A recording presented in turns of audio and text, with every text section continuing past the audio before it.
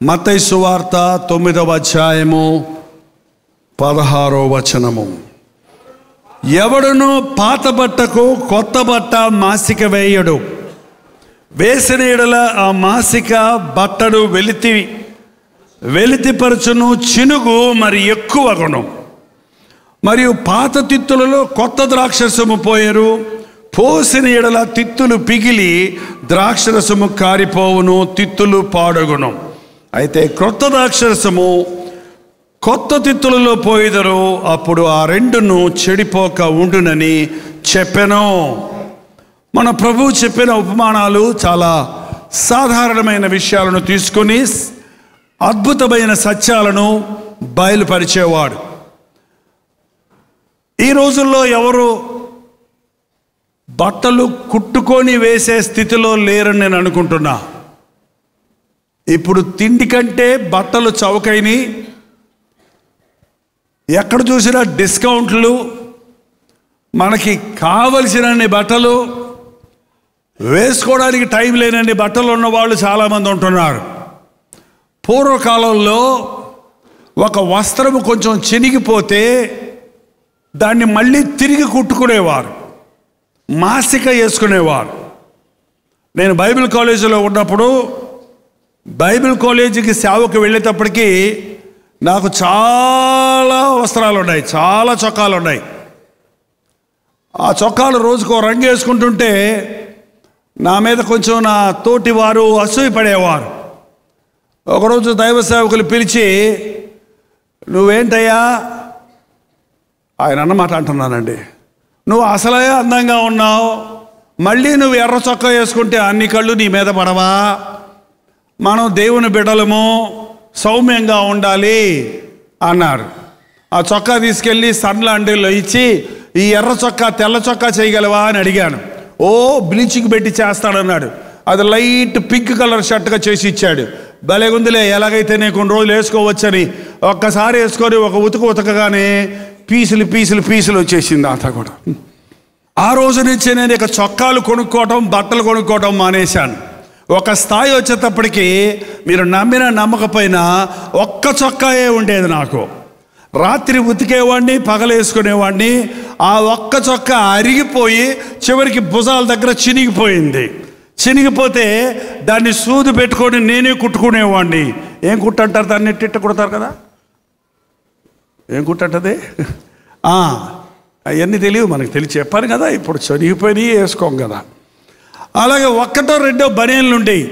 ఆ బనియన్ చిరిగిపోతే మా బైబిల్ కాలేజీలోనే ఒక బ్రదరు చిన్న మిషన్ పెట్టుకొని ఉన్నాడు.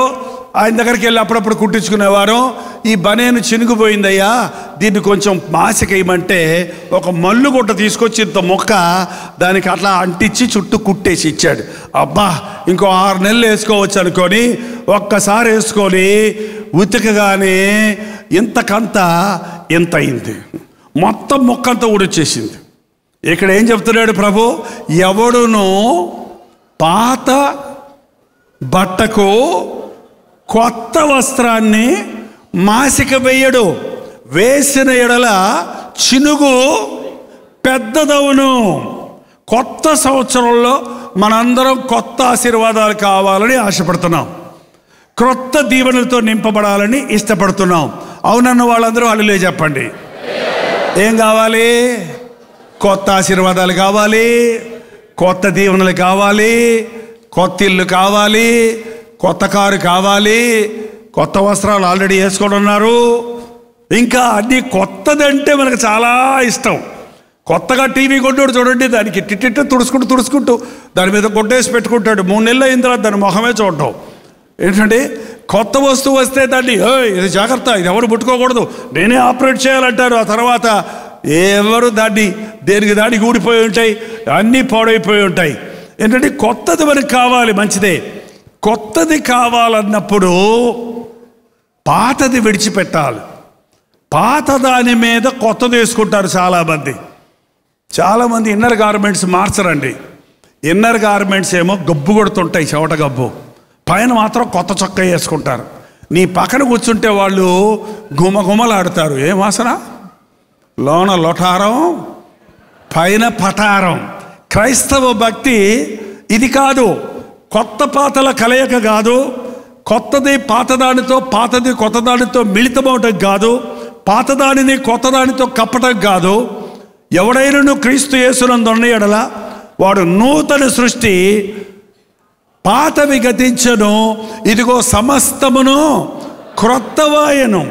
క్రొత్త జీవితం అనేది క్రీస్తు ఇచ్చే జీవితం. క్రొత్తదనం అనేది మనం ప్రభు దగ్గర పొందవలసిన జీవితం.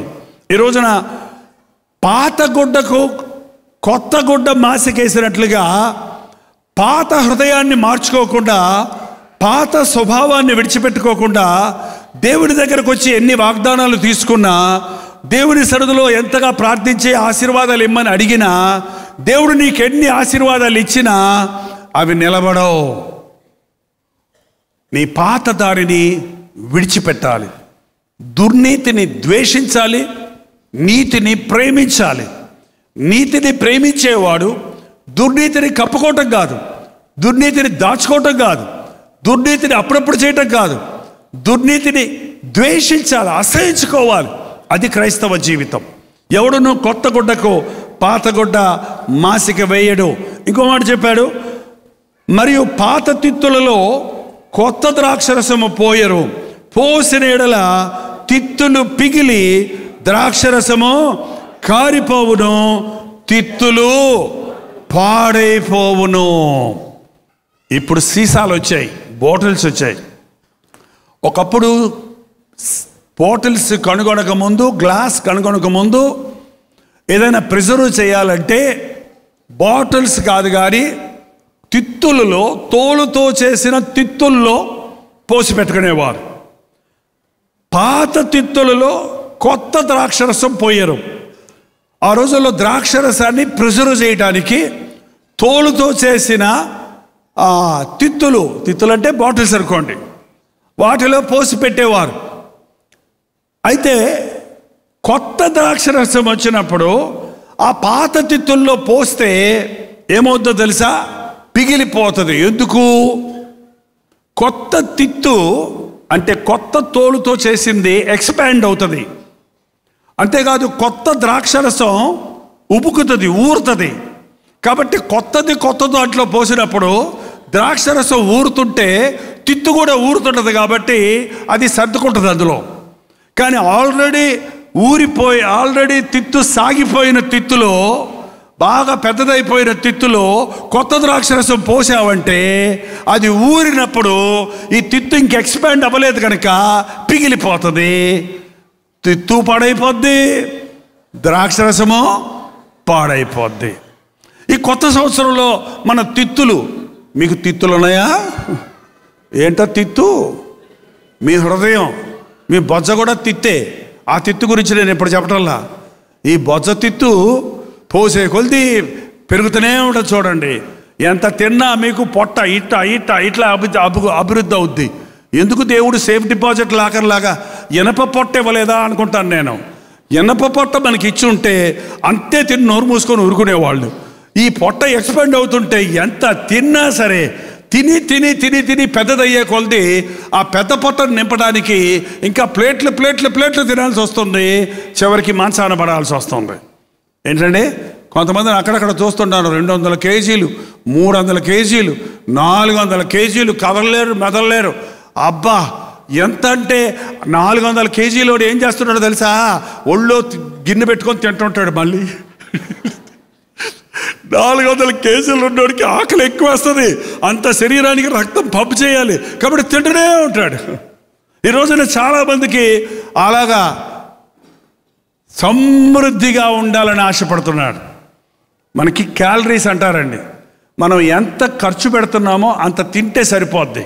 చిన్నపిల్లలు బాగా తినాలి, వాళ్ళు పెరుగుతున్నారు, వారి అవయవ నిర్మాణం జరుగుతుంది, వారు దినదినాభివృద్ధి పొందుతారు. కాబట్టి వాళ్ళకి మంచి ఆహారం ఉండాలి.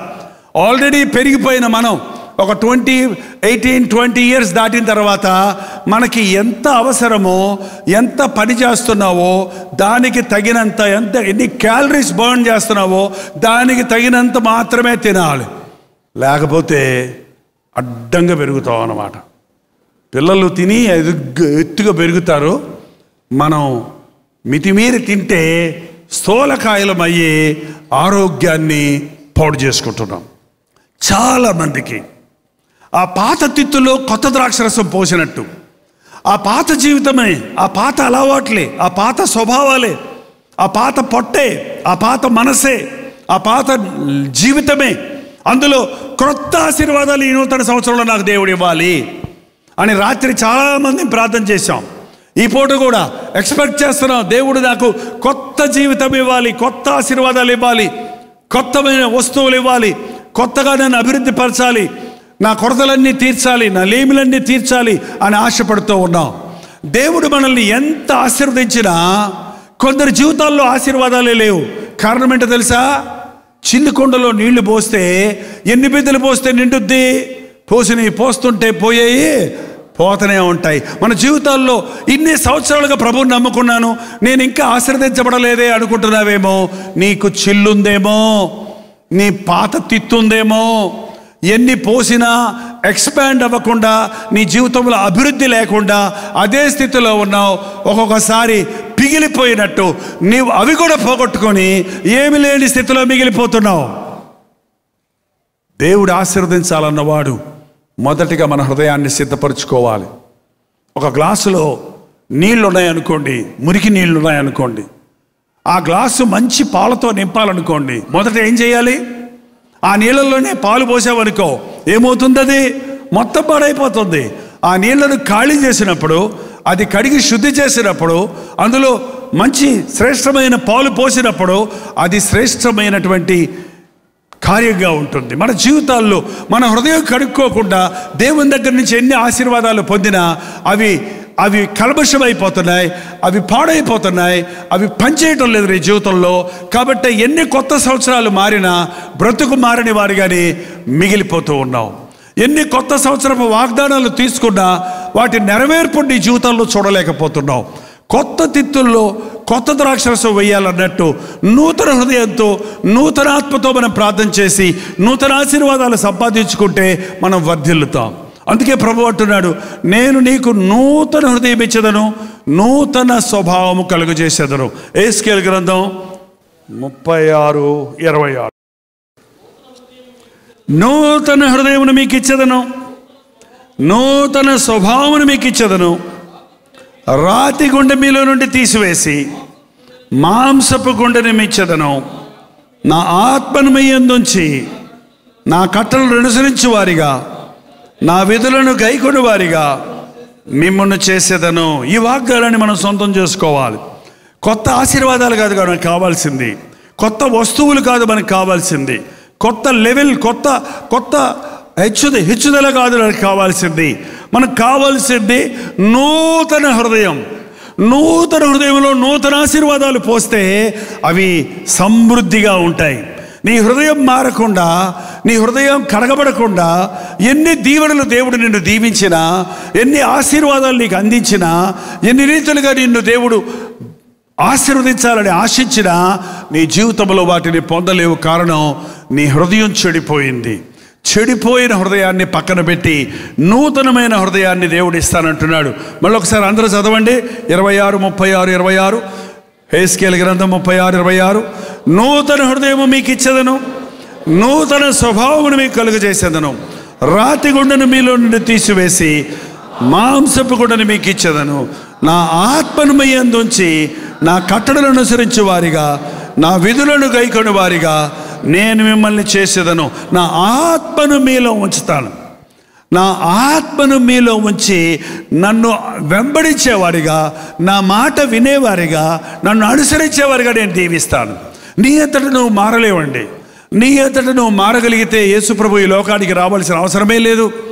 మరణానికి లోనైనటువంటి శరీరమును జయించగలిగే శక్తి మనకుంటే సెలవులో ప్రభువు ప్రాణం ఇవ్వవలసిన అవసరతే లేదు.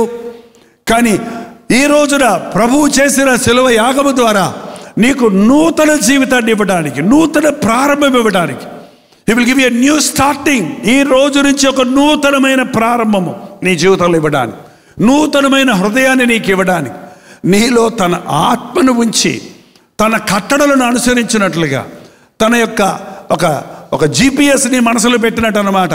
ఏంటంటే కారులో ఎక్కి నువ్వు కొడితే ఏం చేస్తా చెప్పడదే, ఎంత చక్కగా గైడ్ చేస్తుందో, ఎంత దూరం ఉందో చెప్పుద్ది, ఎంతసేపుడికి చేరతావో చెప్పుద్ది, ఏ పక్క తిరగాలో, ఏ రైట్ తిరగాలో, లెఫ్ట్ తిరగాలో, ప్రమాదం, నువ్వు ఎక్కువ స్పీడ్కి వెళ్తున్నావు, జాగ్రత్తగా వెళ్ళు అని ఎలా ఘోషిస్తూ ఉంటుందో, పరిశుద్ధాత్ముడు మన హృదయాలలో ఉన్నప్పుడు, మనం దేవుని ఆత్మచేత ప్రేరేపించబడుతున్నప్పుడు, మనం తప్పు చేస్తున్నప్పుడు, మనం పాపానికి చోటిస్తున్నప్పుడు, మనం దారి తప్పుతున్నప్పుడు, మనం దేవుడిని దుఃఖపరుస్తున్నప్పుడు, మన హృదయంలో దేవుని ఆత్మ హెచ్చరిస్తూ ఉంటాడు.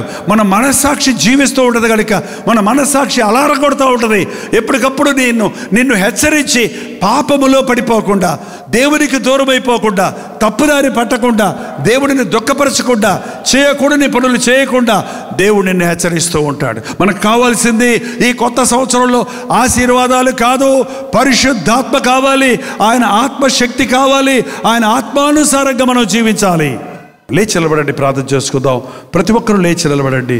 ప్రభుత్వం చెప్పండి, పాత స్వభావం నన్ను ఏల్తుందయ్యా, పాత మనస్సు నన్ను కృంగదీస్తుందయ్యా, పాత ఆశలు నన్ను ఆకర్షిస్తున్నాయ్యా, పాత కోరికలు నన్ను అలమటిస్తున్నాయి నాయన, అలుముకుంటున్నాయి నాయన. నాకు సహాయం చేయి, కొత్త హృదయం నాకు దయచేయి. కొత్త సంవత్సరం నాకు ఇచ్చావు, కొత్త జీవితం నాకు దయచేయి అయ్యా. కొత్త సంవత్సరం నాకు ఇచ్చావు, కొత్త హృదయం నాకు దయచేయి అయ్యా. పాతదాన్ని వదిలిపెట్టడానికి, పశ్చాత్తాపడి పాపములు ఒప్పుకొని విడిచిపెట్టడానికి నాకు సహాయం చేయి తండ్రి. యాకోబులాగా నేను మోసగాడిని, యాకోబులాగా నేను లోకాశలతో నిండిన వాడిని తండ్రి. నీతో పెరుగులాడుతున్నాను. ఈ సమయంలో నాకు నూతన హృదయం దయచేయి, నాకు నూతన ఆశీర్వాదం దయచేయి. ఈ నూతన సంవత్సరంలో నూతన ఆశీర్వాదాలు దయచేయి నాయన. నా పేరు మార్చు, నా బుద్ధి మార్చు, నా హృదయం మార్చు, నా స్వభావం మార్చు, నా జీవిత గమ్యాన్ని మార్చు నాయన. నీకు వ్యతిరేకంగా వెళ్తున్నానయ్యా, నా ఇష్టానుసారంగా వెళ్తున్నానయ్యా. నీ మార్గంలో నన్ను నడిపించు, నీ ఆత్మతో నన్ను ఒప్పించు. ప్రతి ఒక్కరూ నోరు తెరిచి ప్రార్థన చేద్దాం. పరిశుద్ధుడా, ప్రేమగల్ల తండ్రి, ఒక్కసారి మమ్మల్ని చూడనాయన. నీ కృప వలన మరో నూతన సంవత్సరంలో ప్రవేశించిన మమ్మల్ని చూడయ్యా. నీవు స్తుతికి పాత్రుడవయ్యా. నీకు వందనములు నాయన.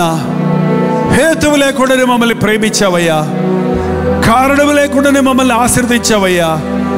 మా మీద జాలిపడి మమ్మల్ని ఇంకా ఇంకా ఆశీర్వదించాలని ఆశిస్తున్నావయ్యా.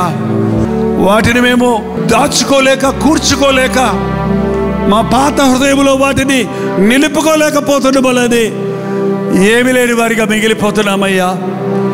నువ్వు ఆశీర్వదిస్తూనే ఉన్నావు మమ్మల్ని, అయినా మాకే ఆశీర్వాదము మిగలటం లేదేంటి అని పరీక్షించుకోవడానికి ఈరోజు సహాయం చేయి. పాత తిత్తుల్ని కొత్త తిత్తులుగా చేస్తానన్నావు, పాత హృదయాన్ని కొత్త హృదయంగా మారుస్తానన్నావు, పాత స్వభావాన్ని విడిచి నవీన స్వభావాన్ని ధరించమన్నావు. ఇదిగో ఈ రోజున ఈ ఆవరణలో ఉన్న ప్రతి ఒక్కరికి నూతన హృదయము దయచేయి నాయన.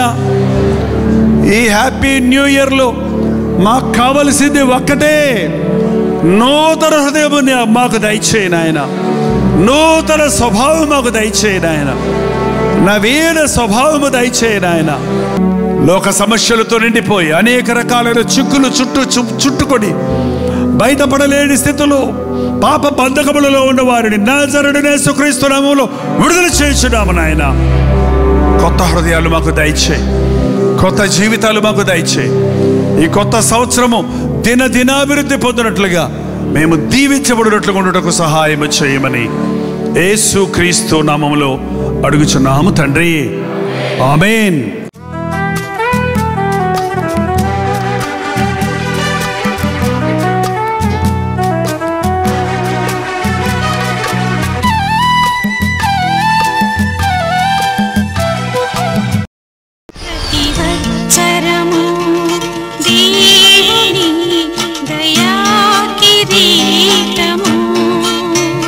ఈ కొత్త సంవత్సరంలో తీర్మానం చేయండి, ప్రభువా ఈ రోజు నుంచి ప్రతిరోజు వేకువనే లేచిన వెంటనే నీ సన్నిధిలో ప్రార్థిస్తాను. ప్రతిరోజు నీ వాక్యమైన పరిశుద్ధ గ్రంథమును చదివి ధ్యానిస్తాను. ప్రతిరోజు నిన్ను గురించి ఇతరులకు సాక్ష్యమిస్తాను. ప్రతిరోజు నీవే నా ప్రభువుడవని నిన్ను స్తుతించి ఆనందిస్తాను. నా సంపాదనలోని దశమ భాగాలను కానుకలను నమ్మకంగా నీకు చెల్లిస్తాను. ప్రతి వారము నీ ఆలయానికి వెళ్ళి నీ బిడ్డలతో నిన్ను ఆరాధిస్తాను. ప్రతిరోజు నీవే ప్రభువు అని, రక్షకుడవని ఇతరులకు సాక్ష్యమిస్తాను. అన్నిటికంటే మించి ప్రతి క్షణము, ప్రతి దినము నీకే మొదటి స్థానం నా బ్రతుకులో ఇస్తాను అని తీర్మానం చేయండి. అప్పుడు మీరు దీవించబడతారు. నిజంగా ఈ కొత్త సంవత్సరం ఒక ఆశీర్వదించబడిన సంవత్సరంగా, అభివృద్ధికరమైన సంవత్సరంగా మీకు